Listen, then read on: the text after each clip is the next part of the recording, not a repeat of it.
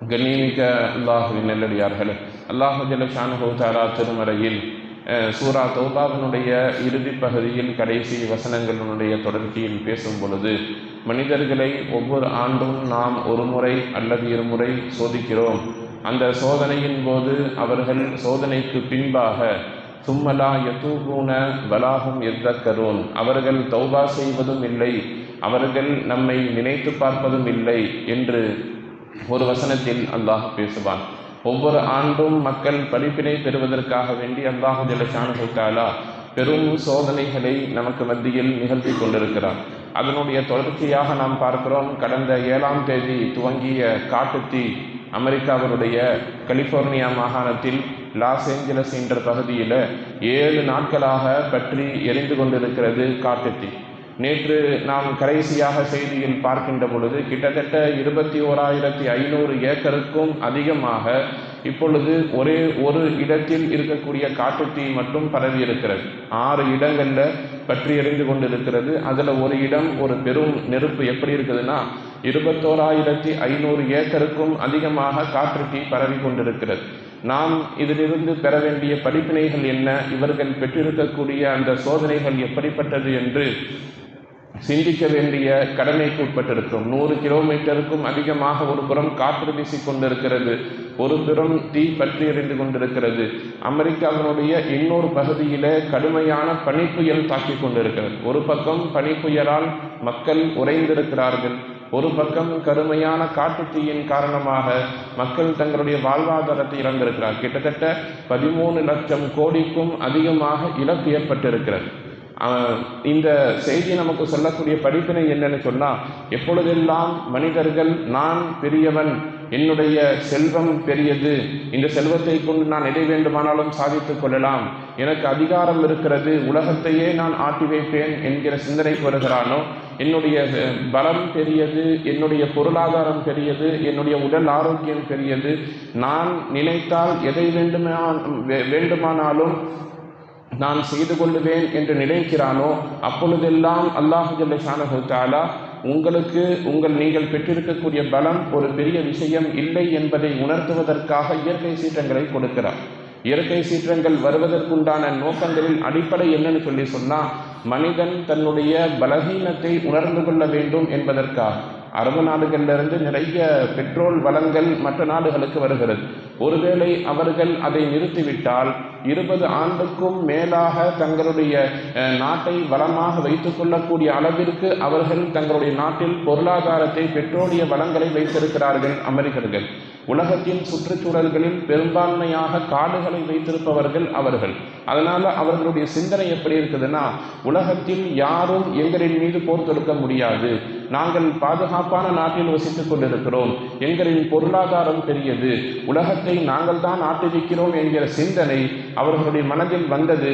அல்லாஹ் அவர்களை பலகீனப்படுத்தி காட்டுவதற்காக ஒரு பெரும் சோதனையை அவர்களுக்கு கொடுத்திருக்கிறான். இது அவர்களுக்கு மட்டுமானது மட்டும் அல்ல என்று நாம் யோசிக்கிறோம். இப்ப கடந்த 6ஆம் தேதி நாம் பார்க்கிறோம், மக்காவில் பெரும் வெள்ளம், பெரும் மழை, வரலாறு காணாத மழை பெய்தது, நிறைய சேதாரங்கள் ஏற்பட்டது.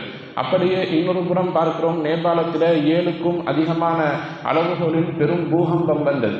இவையெல்லாம் நமக்கு சொல்லுகிற செய்தி, எல்லா நேரத்திலேயும் நீங்கள் உங்களுடைய பொருளாதாரத்தையோ அதிகாரத்தையோ உங்களின் வலிமையையோ பெரிதாக நினைத்து கொள்ளாதீர்கள். யாரெல்லாம் தங்களை பெரிதாக நினைத்து கொண்டார்களோ அவர்களை அல்லாஹு ஜல்ல ஷானுஹு தஆலா அற்பமாகவே இந்த உலகத்தில் அழைத்திருக்கிறான். இன்னொரு வசனத்தில் அல்லாஹ் ரொம்ப அற்புதமாக பேசுவான், வல்லாஹு காலிபுன் அலா அம்ரிஹி, காரியங்களில் அல்லாஹ் தான் ஜெயிக்கிறான் என்று சொல். நீங்கள் எப்பொழுது அல்லாஹ்விடத்தில் போட்டியிடுகிறீர்களோ, இயற்கையோடு சண்டையிடுகிறீர்களோ, அப்பொழுது அல்லாஹ் பேசுகிறான், வல்லாஹு காலிபுன் அலா அம்ரிஹி, காரியத்திலே அல்லாஹ் தான் ஜெயிக்கிறான். அல்லாஹ் எதை நடத்த வேண்டும் என்று நாடுகிறானோ அதைத்தான் இங்கே நடத்தி காட்டுகிறான். இன்னொரு சிந்தனை முஸ்லிம்களிடத்தில் மேலோங்கி இருப்பதை நாம் பார்க்கிறோம்.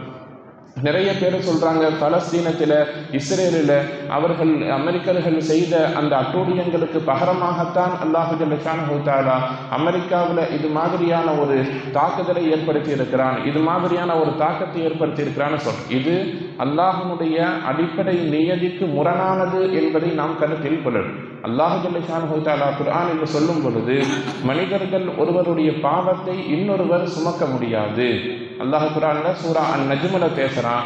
இறைவனுடைய நியதி என்னன்னு சொன்னால், எவர் தவறிழைத்திருக்கிறாரோ அவருக்குத்தான் அதற்கான தண்டனை வருமே தவிர ஒருவரின் பாவத்தை இந்த மண்ணில் இன்னொருவர் சுமக்க முடியாதுன்னு சொல்றோம். அங்கே செய்வது பலஸ்தீனத்தில் செய்திருப்பது ஒரு பெரும் தவறாக இருந்தாலும் கூட அதற்கு பகரமாகத்தான் இந்த செய்தி நடந்தது என்று சொல்ல முடியாது. கிறிஸ்தவர்கள் பெரும்பான்மையாக வாழ்கிறார்கள், அங்கே சோதனை நடந்திருக்கிறது. இஸ்லாமியர்கள் பெரும்பான்மையாக வாழ்ந்து கொண்டிருக்கிறார்கள் சவுதியில், அங்கேயும் இயற்கை சீற்றம் நடந்தது. இந்துக்கள் பெரும்பான்மையாக வாழ்ந்து கொண்டிருக்கிறார்கள் நேபாளத்தில், அங்கேயும் இயற்கையின் சோதனை நடந்து கொண்டிருக்கிறது. இவையெல்லாம் நமக்கு சொல்லுகிற செய்தி, எல்லா நேரத்திலேயும் நீங்கள் உங்களுடைய அமலை பெரிதாக நினைத்துக் கொள்ளாதீர்கள், உங்களுடைய பொருளாதாரத்தை பெரிதாக நினைத்துக் கொள்ளாதீர்கள், இறைவனை நம்புங்கள் என்பதுதான் இங்கே நமக்கு மீண்டும் மீண்டும் சொல்லித்தரப்பட்டது. உலகத்தில் ஆது சமூத் என்று சொல்லப்படக்கூடிய கூட்டத்தார்கள் வாழ்ந்திருக்கிறார்கள். அவர்களின் வரலாறு குர்ஆன்ல இருக்கு. அந்த வரலாறின் போது அவர்களை பற்றி சொல்லக்கூடிய செய்தி என்ன, மிகவும் வலிமையானவர்களாக அவர்கள் வாழ்ந்தார். எங்களை யாரும் அழிக்க முடியாதுன்னு நினைச்சாங்க. அல்லாஹ் அவர்களை பெரும் சப்தத்தை கொண்டு அழைத்தான். சூரா அல் முல்க் என்று சொல்லப்படக்கூடிய தபாரக்கல்லதி வேதிகள் முல்க் என்று ஆரம்பிக்கக்கூடிய அந்த சூறாவில் மனித சமூகத்தை பார்த்து அல்லாஹ் கேட்கக்கூடிய செய்தி என்னன்னு சொல்லி சொன்னால், அமின்தும் மன் ஃபிஸ் ஸமாஇ ஐ யக்ஸிஃப பிக்குமுல் அர்த ஃபஇதா ஹிய தமூர். வானத்தில் இருக்கக்கூடிய அல்லாஹ் ஜல்ல ஷானஹு தஆலா பூமியில் இருக்கக்கூடிய உங்களை பூமியில் புதையுண்டு போகச் செய்வான் என்கிற பயம் உங்களுக்கு இல்லையான்னு கேட்க.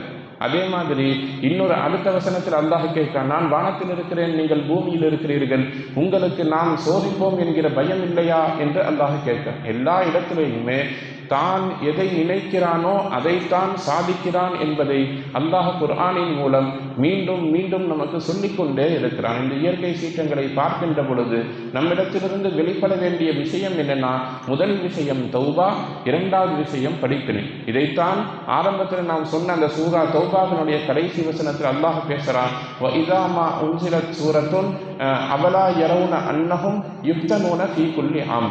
ஒவ்வொரு ஆண்டும் ஆண்டினுடைய ஆரம்பத்திலேயும் சரி கடைசியிலேயும் சரி நாம் பெரிய அளவில் மக்களை சோதிக்கிறோம். அது இயற்கை சீற்றங்களாக இருக்கலாம், அல்லது வெள்ளங்களாக இருக்கலாம், மழையாக இருக்கலாம், நெருப்பாக இருக்கலாம். இப்படி ஏதாவது ஒரு விதத்தில் நாம் உங்களை சோதித்து கொண்டே இருக்கிறோம்.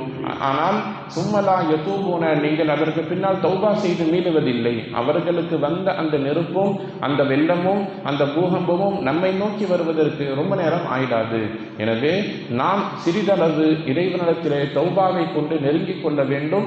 வலாகும் எவ்வக்கரும், அவர்கள் இறைவனை நினைத்து பார்ப்பதில்லை, திக்ரு செய்வதில்லை, இறைவனின் வல்லமையை அவர்கள் பொருந்திக் கொள்வதில்லை என்றெல்லாம் அல்லாஹ் குர்ஆன்ல சொல்றான். எனவே இந்த மண்ணிலே அல்லாஹ் சொல்றான், இந்த உலகத்தையும் உலகம் சார்ந்த எல்லா விஷயங்களையும் நான் தான் படைத்திருக்கிறேன். இது மாதிரியான சீற்றங்களை நீங்கள் எல்லா நேரத்திலேயும் இறைவன் சார்ந்ததாக பார்க்க வேண்டுமே தவிர வேதனையை மையமாக வைத்து பார்க்க கூடாது. அவர்கள் பழிவாங்குவதற்காக அல்லாஹ் அவர்களுக்கு சோதனையை கொடுத்தான்னு சொல்லி சொன்னால் மக்காவில் ஏன் வெள்ளம் வந்தது, அவர்கள் ஏன் பழிவாங்கப்பட்டார்கள் என்பதையும் நாம் யோசிக்க வேண்டும். எனவே நபி ஸல்லல்லாஹு அலைஹி வஸல்லம் அவர்கள் சொல்றார்கள், உங்களை சுற்றி நடக்கக்கூடிய எல்லா விஷயங்களையுமே இறைவனோடு நீங்கள் தொடர்பு படுத்தி பார்க்கின்ற பொழுது அந்த சிந்தனையும் உங்களுக்கு இபாதத்தாக அமைகிறது என்று சொல்லி தந்திருக்கிறார்கள். அதை மையப்படுத்தி இது மாதிரியான இயற்கை சீற்றங்கள் அது சார்ந்த விஷயங்களை நம்முடைய மனதில் நிறுத்தி நாம் இபாதத்தின் பால் நெருங்கி வர வேண்டும். அல்லாஹ்விடத்திலே அதிகமாக தௌபா செய்து கொள்ள வேண்டும்.